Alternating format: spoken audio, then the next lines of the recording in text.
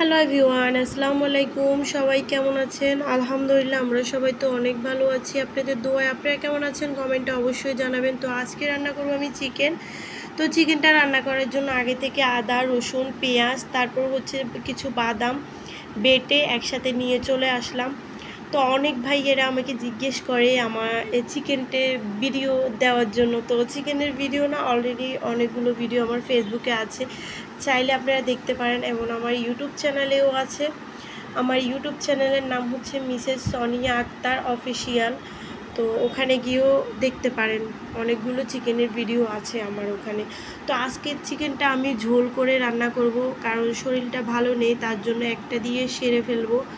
একটু ঝোল দিব, চিকেন তো দিব, বাস হয়ে যাওয়ার পরে কিছুটা আলু দিয়ে দিব, এতে করে খেতেও ভালো লাগে। তার জন্য আমি বাদাম বাটাটাও দিলাম। এই যে আমি একটু পর পর করে দিয়ে দিয়ে মানে ভালো করে ভেজে নিয়েছি, এতে করে ভালো হয় চিকেনটা। এগুলা যত কাঁচা স্মেলটা আছে ওগুলো চলে যাবে।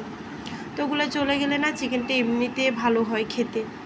তো আমার ভিডিওগুলো বেশিরভাগ ভাইয়েরাই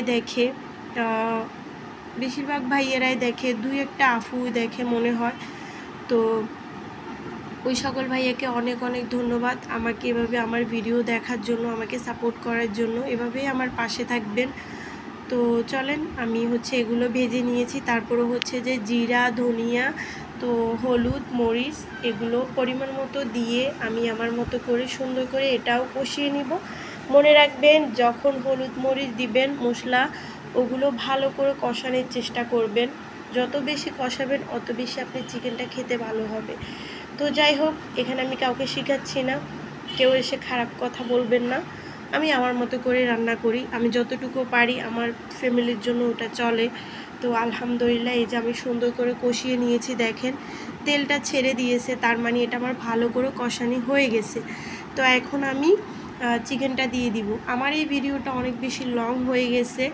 তো এটার কারণ হচ্ছে যে সকল ভাইয়া আমার কাছ থেকে চায়, আমি তাদের জন্যই করলাম, তারা দেখে নেবেন। মানে মেসেজটা কিভাবে দেয় ওটা তো আমি পারি না, তার জন্য বলে দিলাম। তো এই যে এগুলা দিয়ে আমি ভালো করে কষানি আসা পর্যন্ত অপেক্ষা করে আমি কিছুটা টমেটো দিয়ে দিলাম। তো টমেটোর থেকে অনেকগুলো পানি বের হয়, এই টমেটোগুলো আমি ফ্রিজে রেখেছিলাম ডিবে।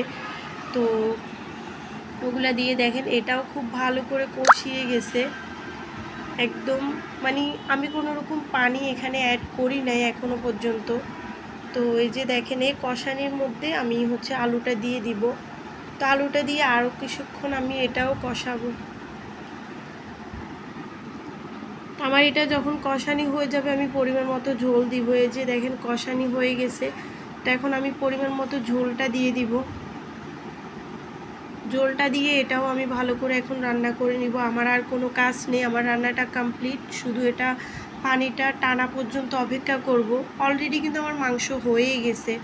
তো এই যে আলহামদুলিল্লাহ আমার চিকেনটা হয়ে গেছে, দেখেন কত সুন্দর হয়েছে।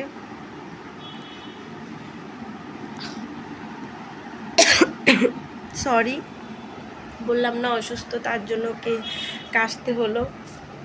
তো এই যে আমার চিকেনটা হয়ে গেছে, দেখেন কতটা সুন্দর হয়েছে। এটাও খেতে কিন্তু খুবই ভালো হয়েছে, একদম ঝোলটা পাতল, বেশি ঘন না। আমার চিকেন বেশিরভাগ এরকম হয় না, যেহেতু আজকে সবাই খেতে চাইলো তার জন্য আমি কিছু আলু দিয়ে দিলাম। তো আজকের ভিডিওটা এখানেই শেষ করলাম। আল্লাহ হাফেজ। সবার কেমন লেগেছে অবশ্যই কমেন্ট